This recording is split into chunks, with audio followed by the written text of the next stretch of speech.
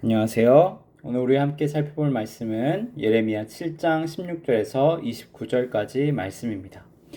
오늘 말씀에서는 계속해서 이스라엘에 대한 심판과 그들이 심판을 받는 이유에 대해서 나타나고 있습니다. 먼저 하나님은 오늘 본문의 시작인 16절에서 아주 특이한 명령을 하나 내리십니다. 바로 유다 백성들을 위해서 선지자는 더 이상 기도하지 말라는 명령이죠. 하나님의 성품을 생각해 보면 이 명령은 아주 독특하고 예외적인 명령입니다. 자신이 사랑하시는 백성들을 위해서 기도하지 말라니 너무나도 충격적인 하나님의 말씀이죠. 왜 하나님께서는 이런 명령을 내리셨을까요? 하나님은 그 이유에 대한 설명도 친절하게 우리에게 주고 있습니다. 그 이유는 바로 용서의 때가 끝났고 이제 진노와 심판의 때가 도래하기 때문입니다.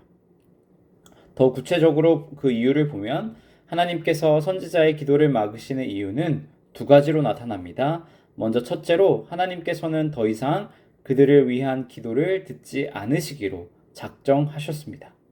16절 마지막 부분을 보면 하나님께서 이렇게 말씀하시죠. 내가 너에게서 듣지 아니하리라.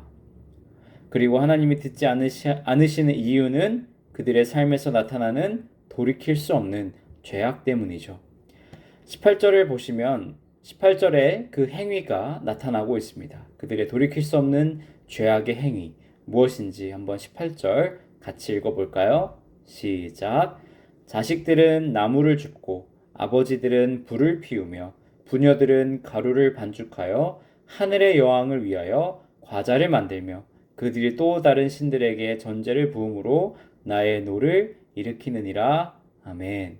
네, 그들은 어떤 모습으로 하나님을 노하게 했습니까? 그들은 자녀부터 부모까지 온 세대가 한 마음으로 하나님을 예배하는 것이 아닌 하늘의 여왕을 숭배했습니다.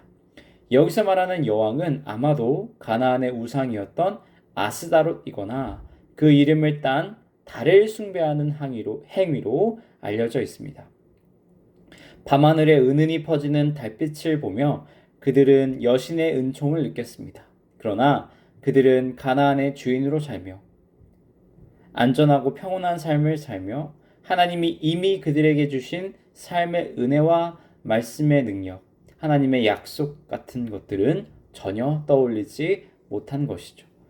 그러므로 하나님께서 기도하지 말라는 명령을 내린 두 번째 이유는 우상 숭배의 죄 때문입니다.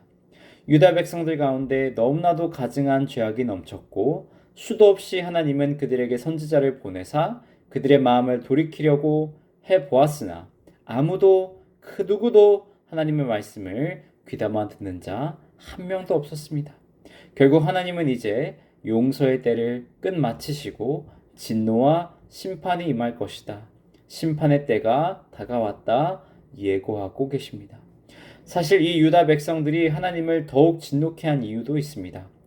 그것은 바로 그들이 여전히 자신의 죄를 깨닫지 못한 채 하나님께 예배를 드리는 척 했기 때문입니다.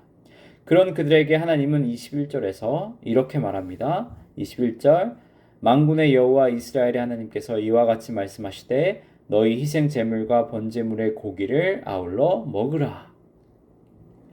하나님의 이 말은 정확히 무슨 뜻일까요? 하나님은 이렇게 말씀하시는 겁니다. 너희가 한번 마음껏 행동해 봐라 말씀하시는 건데요. 그러면서 그들의 죄를 지적하는 것이죠. 그들이 제사는 드리겠지만 더 이상 그들의 제사는 하나님과 화목을 이루기 위한 영적인 예배가 아니었습니다. 그 중심에 하나님이 없는 제사였죠. 그러니 너희 마음대로 해봐라. 그것은 그저 고기를 얻는 행위 그 이상 그 이하도 아닐 것이다. 하나님은 말씀하시는 것이죠. 결국 그들이 드리는 제사는 고기를 얻는 행위 외에는 아무런 유익이 없는 무의미한 것이었습니다.